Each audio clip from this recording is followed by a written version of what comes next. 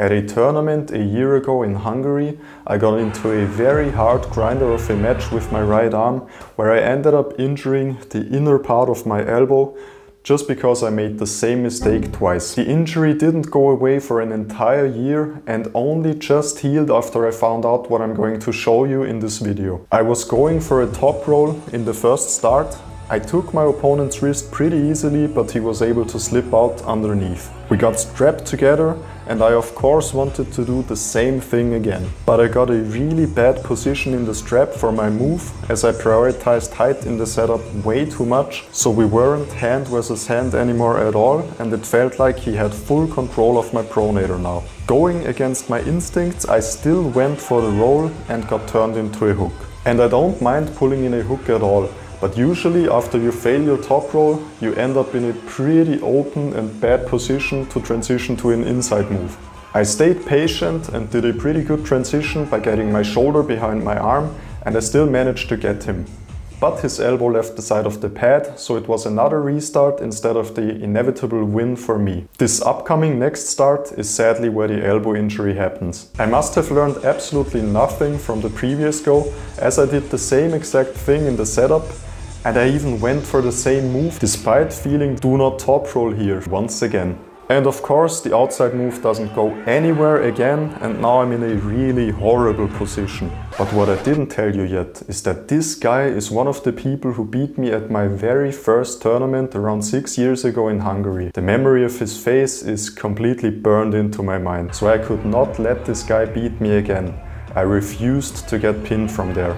I was slowly opening him up and bringing him back to center, which resulted in an elbow foul again off the side of the pad for him and in a win for me. Getting the revenge felt amazing, but it also cost a lot.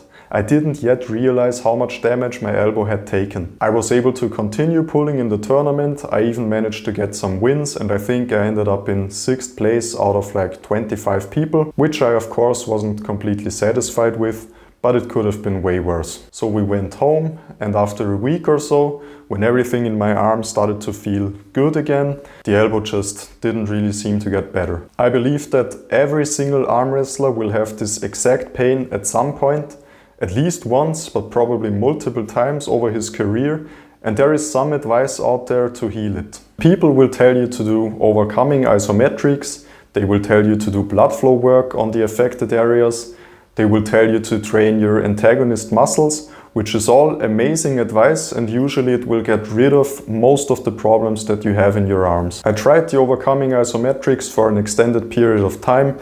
Didn't really help me, sadly. I tried doing blood flow work, of course, also for an extended period. Didn't make a difference. Antagonist muscles, I always train them, of course. I did lots of wrist extensions, I did lots of external rotation, and it also didn't help. I also took a few months off, which didn't really make a difference. So I thought about it again. What caused the most problems for my elbow injury was anything involving finger work, wrist curling, and of course side pressure. What is actually the opposite of a wrist curl? Is it a wrist extension? Well, of course, yes, but actually not like that. And then I remembered the weird little tool that Devon Larratt is using for his wrist extension training, and then it clicked. Fully extended fingers combined with wrist extension. I tried it out with 2.5 kilograms and it felt like finally scratching an itch. I basically did it all day for the next couple of days, and guess what?